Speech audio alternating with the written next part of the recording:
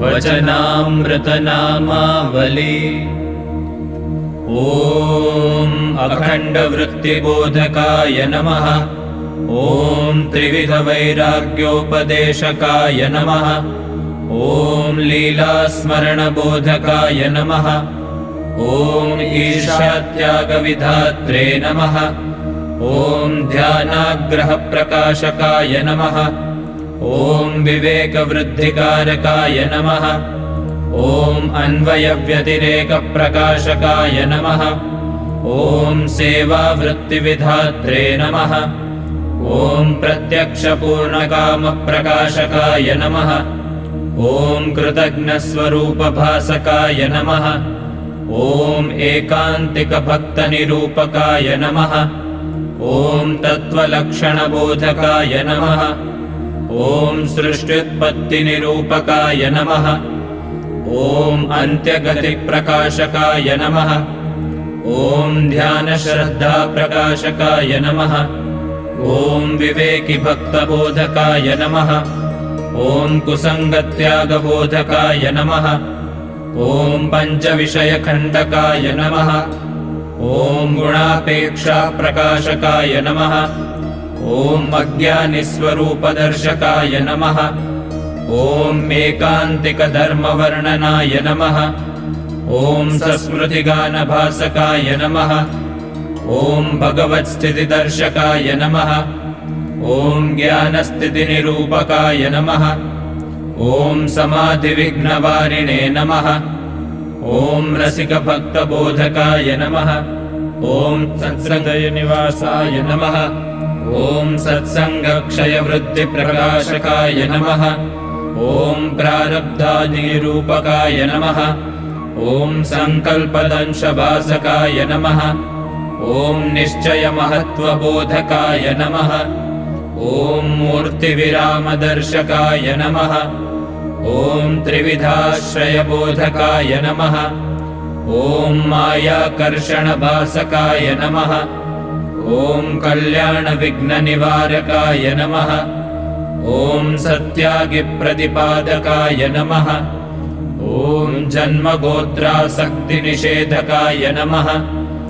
ॐ मनोनिर्वासनविधात्रे नमः। ॐ स्थितिद्वयनिरूपकाय नमः। ॐ मूर्तिस्थितिप्रकाशकाय नमः। ॐ एकोऽहं श्रुत्यर्थबोधकाय नमः। ॐ विधिनिषेधदर्शकाय नमः। ॐ चतुर्थादिमुक्तिबोधकाय नमः। ॐ हरिभिन्नसङ्कल्पनिषेधकाय नमः। ॐ साकारमतबोधकाय नमः। ॐ आकाशरूपवर्णनाय नमः। ॐ चतुर्विधनिष्ठानिरूपकाय नमः। ॐ चतुर्विधकुसङ्गरक्षकाय नमः। ॐ अन्तर्दृष्टिनिरूपकाय नमः। ॐ कुशाग्रबुद्धिबोधकाय नमः। ॐ दर्शननिश्चयभासकाय नमः। ॐ साङ्ख्यादिपूर्णबोधकाय नमः। ॐ गुणग्रहणवृद्धिदर्शकाय नमः। ॐ मोक्षद्वारनिरूपकाय नमः।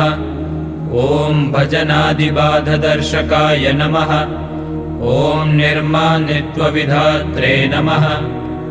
ॐ मोक्षकारणबोधकाय नमः। ॐ महत्प्रसन्नताफलदर्शकाय नमः। ॐ असाधारणस्नेहबोधकाय नमः। ॐ वासनामुक्तिकारिणे नमः। ॐ बलिवद्भक्ताधीनाय नमः। ॐ सत्यादिगुणबोधकाय नमः। ॐ तत्त्वस्वरूपज्ञानप्रकाशकाय नमः। ॐ शरीरशरीरिभाववर्णनाय नमः। ॐ ज्ञानशक्त्यादिबोधकाय नमः। ॐ सदा मूर्तिमत्वविधात्रे नमः। ॐ सत्पुरुषगुणग्रहणज्ञापकाय नमः। ॐ प्रतिमादिनिवासाय नमः। ॐ सदसद्धर्मशिक्षकाय नमः। ॐ सत्सङ्गबलवृद्धिबोधकाय नमः। ॐ धामादिसहितविराजिताय नमः।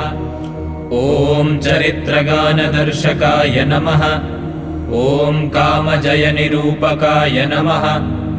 ॐ हर्षशोकनिवारकाय नमः। ॐ भक्तस्नेहकल्याणज्ञापकाय नमः। ॐ क्रोधेर्ष्यादिनिषेधकाय नमः। ॐ धर्मत्यागनिषेधकाय नमः। ॐ श्रेष्ठकालादिसेवनविधात्रे नमः। ॐ मनोजयनिरूपकाय नमः। ॐ मूर्तिस्नेहविधात्रे नमः। ॐ श्रवणादिसाक्षात्कारप्रकाशकाय नमः। ॐ आत्मानात्मविवेकबोधकाय नमः। ॐ समाहात्म्यदर्शनदर्शकाय नमः। ॐ चतुर्विधवाग्निरूपकाय नमः। ॐ नैमिषारण्यार्थप्रकाशकाय नमः। ॐ ईर्षास्वरूपवर्णनाय नमः। ॐ युगधर्महेतुप्रकाशकाय नमः। ॐ बाह्यान्तरदृष्टिबोधकाय नमः। ॐ पुरुषप्रयत्नफलबोधकाय नमः। ॐ आत्मविचारदर्शकाय नमः। ॐ शास्त्रनिश्चयबोधकाय नमः। ॐ मोहप्रमादनिवारकाय नमः। ॐ गोपीलक्षणभासकाय नमः। ॐ नरनारायणतपोबोधकाय नमः। ॐ मुक्तभेदनिरूपकाय नमः। ॐ स्वभावदोषनिवारकाय नमः। ॐ दिव्येन्द्रियकराय नमः। ॐ शापितबुद्धिनिवारकाय नमः। ॐ प्रकृतिपरीक्षणबोधकाय नमः। ॐ जीवसाक्षिज्ञातृत्वदर्शकाय नमः। ॐ सहेतुकावताराय नमः। ॐ मत्सरहेतुबोधकाय नमः। ॐ आत्यन्तिककल्याणनिरूपकाय नमः। ॐ सगुणनिर्गुणस्वरूपनिरूपकाय नमः। ॐ असाधुलक्षणबोधकाय नमः। ॐ इन्द्रियदमनकारिणे नमः। ॐ प्रीतिलक्षणबोधकाय नमः। ॐ कारणशरीरनाशकाय नमः। ॐ क्रोधनिरूपकाय नमः। ॐ मृत्युभयनिवारकाय नमः। ॐ समाहात्म्यनिश्चयनिरूपकाय नमः। ॐ चरित्रकुतर्कनिषेधकाय नमः। ॐ कर्णजयबोधकाय नमः। ॐ सङ्गशुद्धिनिरूपकाय नमः। ॐ प्रत्यक्षस्वरूपज्ञानाय नमः। ॐ इन्द्रियजयबोधकाय नमः। ॐ धर्मादिहेतुबोधकाय नमः। ॐ निर्विकारोपायनिरूपकाय नमः। ॐ सदसत्काय नमः। ॐ षड्विधनिश्चयप्रकाशकाय नमः। ॐ देशकालापराभवबोधकाय नमः। ॐ स्वरुचिप्रतिपादकाय नमः। ॐ सम्यगात्मदर्शनदर्शकाय नमः। ॐ कुण्ठितवासनाविनाशकाय नमः। ॐ स्तुतिनिन्दानिरूपकाय नमः। ॐ पूर्णनिश्चयदर्शकाय नमः। ॐ बुद्धिमत्स्वरूपबोधकाय नमः। ॐ साङ्ख्ययोगविशोधकाय नमः। ॐ मोक्षबुद्धिनिरूपकाय नमः। ॐ मनुष्यभावदिव्यत्वबोधकाय नमः। ॐ माननिर्माणबोधकाय नमः। ॐ दृढोपासनदर्शकाय नमः। ॐ नटवत्स्वरूपभासयित्रे नमः। ॐ मोहोत्पत्तिनिरूपकाय नमः। ॐ विषयनिवृत्तिनिवारकाय नमः। ॐ रसिकज्ञानमार्गदर्शकाय नमः। ॐ अखण्डचिन्तनहेतुज्ञापकाय नमः। ॐ पातिव्रत्यशौर्यनिरूपकाय नमः। ॐ चित्स्वरूपनिरूपकाय नमः। ॐ भगवत्कृपादृष्टिप्रवर्षिणे नमः। ॐ एकादशी व्रतविधात्रे नमः। ॐ स्वरूपबलबोधकाय नमः। ॐ निश्चयरूपगर्भरक्षकाय नमः। ॐ कर्ममात्रभक्तिरूपविधात्रे नमः। ॐ कल्याणराजनीतिनिरूपकाय नमः। ॐ स्वस्वरूपज्ञानदात्रे नमः। ॐ हरितादात्म्यबोधकाय नमः। ॐ स्वभावशत्रुताबोधकाय नमः। ॐ स्वरूपधर्मनिष्ठाबोधकाय नमः। ॐ तत्त्वसंशयनिषेधकाय नमः। ॐ कुसङ्गद्वयवर्णनाय नमः। ॐ शुष्कवेदान्तनिषेधकाय नमः। ॐ ज्ञानशक्त्यादिवृद्धिविदात्रे नमः। ॐ कल्याणरहस्यबोधकाय नमः। ॐ शूरभक्तनिरूपकाय नमः। ॐ अविकारित्ववर्णनाय नमः। ॐ साङ्ख्ययोगनिष्ठानिरूपकाय नमः। ॐ त्यागिगृहिलक्षणनिरूपिणे नमः। ॐ भक्तिप्रतिबन्धकनिवारकाय नमः। ॐ सत्प्रशंसाविधात्रे नमः। ॐ स्वदयालुप्रकृतिप्रकाशकाय नमः। ॐ भगवदासक्तिनिरूपकाय नमः। ॐ कनककान्तानिवर्तकाय नमः। ॐ ब्रह्मसङ्गविधात्रे नमः। ॐ निर्विघ्नभक्तिबोधकाय नमः। ॐ निष्कामव्रतदार्ढ्याय नमः। ॐ तत्त्वस्वरूपबोधकाय नमः। ॐ कल्याणहेतुदर्शकाय नमः। ॐ अखण्डवृत्त्युपायबोधकाय नमः। ॐ प्रकृतिनाशोपायदर्शकाय नमः। ॐ वृत्तिप्रवेशबोधकाय नमः। ॐ स्वाभाविकगुणवर्णनाय नमः।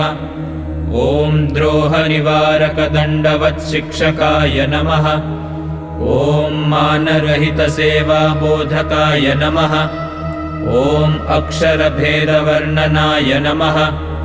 ॐ ब्रह्मस्वरूपप्रीतिविधात्रे नमः। ॐ दैव्यासुरीजीवनिरूपकाय नमः। ॐ मायिकतत्त्वनिवर्तकाय नमः।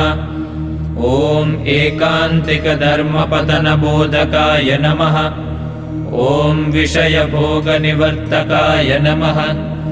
ॐ मूर्तिचिन्तनबोधकाय नमः। ॐ कथाकीर्तनाद्यतृप्ताय नमः। ॐ स्वरहस्यप्रकाशकाय नमः। ॐ आत्मसत्तालक्षणनिरूपकाय नमः। ॐ त्यागिगृहिशोभानिरूपकाय नमः। ॐ मोहस्वरूपदर्शकाय नमः। ॐ सत्सङ्गाधिक्यबोधकाय नमः। ॐ शुद्धचैतन्यवर्णनाय नमः। ॐ भगवत्प्रीतिबोधकाय नमः। ॐ भगवद्भिन्नप्रीतिनिषेधकाय नमः। ॐ सम्प्रदायपुष्टिबोधकाय नमः। ॐ परमकल्याणदर्शकाय नमः। ॐ विक्षेपनिवारकाय नमः। ॐ पूर्णसत्सङ्गिबोधकाय नमः। ॐ आत्मनिष्ठाद्यङ्गबोधकाय नमः। ॐ आत्मबलहेतुदर्शकाय नमः। ॐ प्रलयजीवस्थितिबोधकाय नमः। ॐ कुतार्किकनिषेधकाय नमः। ॐ स्वदोषनाशोपायविधात्रे नमः। ॐ स्वामिसेवकभावबोधकाय नमः। ॐ निर्विकल्पसमाधिबोधकाय नमः। ॐ शास्त्रचतुष्कज्ञानदर्शिने नमः। ॐ सत्पुरुषप्रकारबोधकाय नमः। ॐ मूर्तिधारणयुक्तिदर्शकाय नमः। ॐ ईशवद्भक्तसेवाबोधकाय नमः। ॐ कर्मफलनिरूपकाय नमः। ॐ दैवासुरलक्षणबोधकाय नमः। ॐ योगनिद्रानिरूपकाय नमः। ॐ भगवन्निर्गुणसुखबोधकाय नमः। ॐ जीवकल्याणहेतुदर्शकाय नमः। ॐ सत्पुरुषप्रीतिविधात्रे नमः। ॐ पूर्णनिश्चयबोधकाय नमः। ॐ एकानन्तरूपदर्शकाय नमः। ॐ विमुखजीववर्णनाय नमः। ॐ दैवासुरहेतुनिरूपकाय नमः। ॐ मूर्तिसुखनिरूपकाय नमः।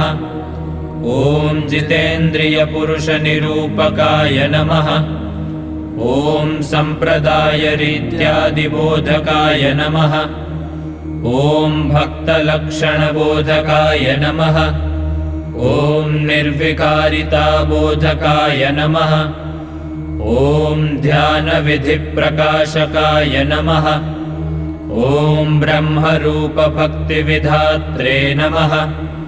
ॐ उपशमफलज्ञापकाय नमः। ॐ ज्ञानप्रीत्यङ्गदर्शकाय नमः। ॐ प्रत्यक्षप्रीतिबोधकाय नमः। ॐ दयास्नेहविवेकनिरूपकाय नमः। ॐ बाधितानुवृत्तिदर्शकाय नमः।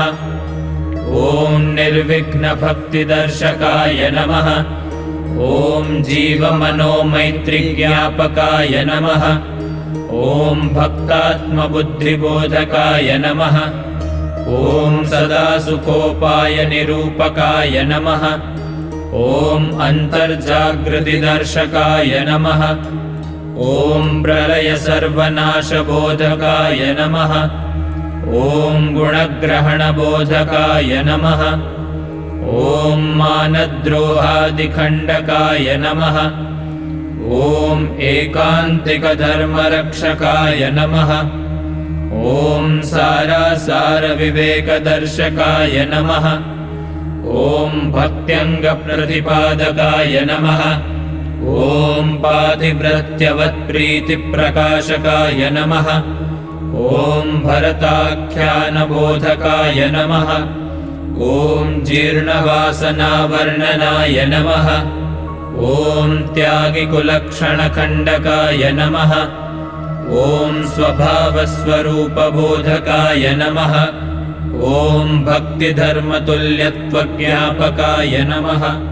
ॐ कुदृष्टिदोषनिवर्तकाय नमः। ॐ मानसीपूजाविधात्रे नमः। ॐ षोडशसाधनज्ञापकाय नमः। ॐ यथार्थभक्तवर्णनाय नमः।